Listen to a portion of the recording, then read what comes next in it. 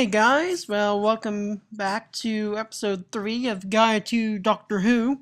Um, as I have said in my previous videos, if you haven't seen the episode before this, I would recommend seeing that before you even get to this one, because there's some stuff on there that you might want to know ahead of time before you see any of these videos. But to kind of give a quick recap of what was on the last video, we talked about how Tom Baker was the fourth Doctor. He had Sarah Jane Smith. He had Romana, and he was the wacky Doctor. Uh, Peter Davison was the fifth Doctor. He had Adric, Nisa, Tegan, and Mel.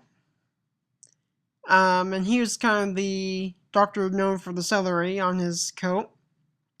The sixth Doctor, Colin Baker, had Mel and Perry as companions. And he was the hardcore Doctor. And Sylvester McCoy was the kind of fun Doctor who always had an umbrella and had Mel and Ace as a companion. I also talked about how the Doctors have a sonic screwdriver, which is their tool that kind of helps them get into computers, doors, or completely take over something. And I also talked about how much the sonics throughout the years had differed. So that's kind of what we talked about in the last video. Of course, there's some more detail, but that's it in the gist of it. So today's video is kind of wrapping up the Doctors. It's 8 through 11. So Paul McGann through Matt Smith, who is the current Doctor. Well, until Peter Capaldi takes over. So let's begin with Paul McGann as the 8th Doctor. Okay, so Paul McGann was one of those Doctors that we really didn't have a series for. He was actually the Doctor that had the Doctor Who movie, which he kind of showed some aspects of the Doctor that we hadn't seen before in like the original series or anything. Like he could walk through windows or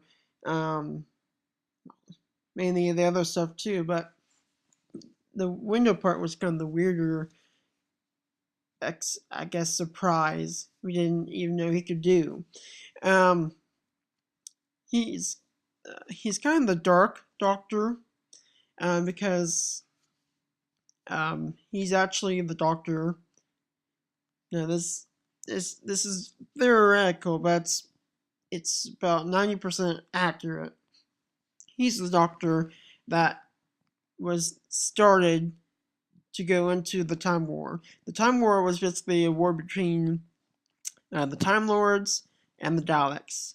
Now, if you don't know what the Daleks are, wait for my next video. It'll be on all the enemies of Doctor Who. So we found out there's another Doctor before Christopher Eccleston, and this Doctor was actually the Doctor that ended the Time War by using his special gift. So this is John Hurt, who we are all guessing that he is technically Doctor 8.5. He's the regeneration, or maybe a slight change, of the 8th Doctor and the 9th Doctor. Now this Doctor was the most,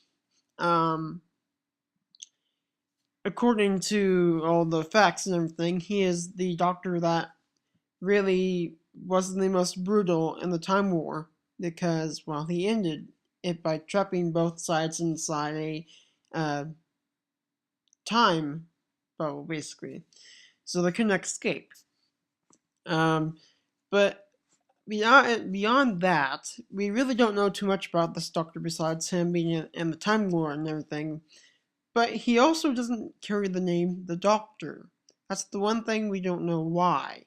But we'll find out in this 50-year anniversary this November what his real name is.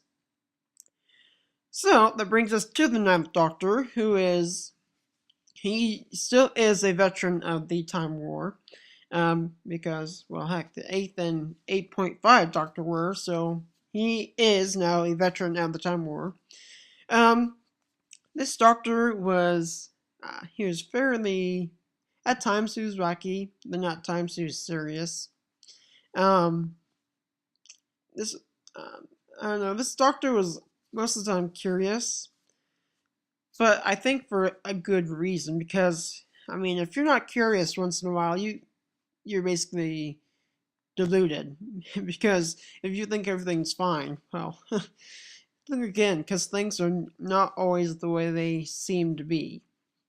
So, but this Doctor, he had the newer, blue and white sonic screwdriver.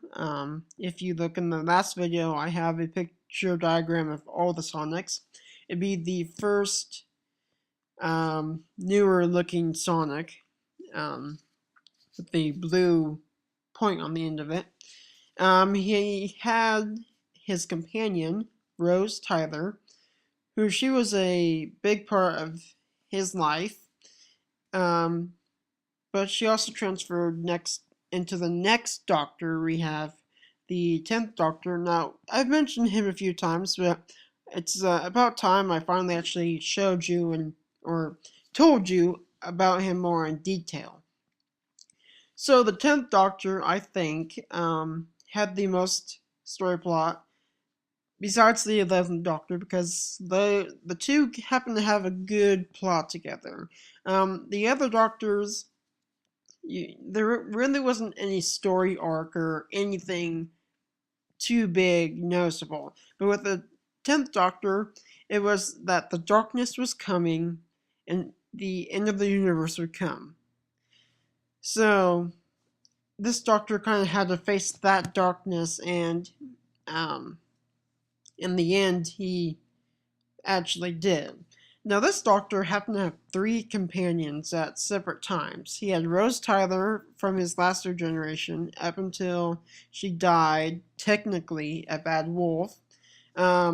He had Martha Jones, who we met on a hospital that was brought up by the Judoon. Again, if you don't know these monsters, just wait until the next video. I will explain who they are, what they are, and all that. And then finally, he had Donna Noble, who was probably the most sassiest companion ever. She actually became a half Doctor, half human because of one event about his hand being free and her touching it. So she became part-time Lord by that. But this Doctor also had to face the Master, which I'll talk about later. And he had to regenerate into Matt Smith. Now, if you remember Matt Smith, this is Matt Smith, the 11th Doctor. He was the one who crashed the TARDIS. Now, that was from David Tennant regenerating into this Doctor, and then leaving this Doctor to have to cope with the crashing TARDIS. I think it's kind of a letdown that the 10th Doctor decided to crash. Well, okay, I don't want to say it was exactly his fault. When he regenerated, he destroyed some panels on the TARDIS causing it to crash. But he also kind of left it up for the 11th Doctor to kind of take over and kind of land it safely. Well, that doesn't always happen correctly, because the 11th Doctor did end up crashing it because he really couldn't do too much to save the TARDIS anyways. So, the 11th Doctor had Amy Pond at first, and then after a while we added Rory Williams, her fiance. After a while, Amy and Rory got married, and they traveled with the Doctor as a married couple. They had a daughter named River Song, and after they were killed by weeping angels, the Doctor had a new companion called Clara, who is a mysterious woman, and I'll talk about later. Now, introducing the brand new Doctor I've been saying, Peter Capaldi. Now, we don't know exactly what this Doctor will be like, but he's due to come this Christmas, and he will regenerate from... He'll be the regeneration that comes off of Matt Smith. Now, there's one thing I want to talk about Time Lords I forgot to.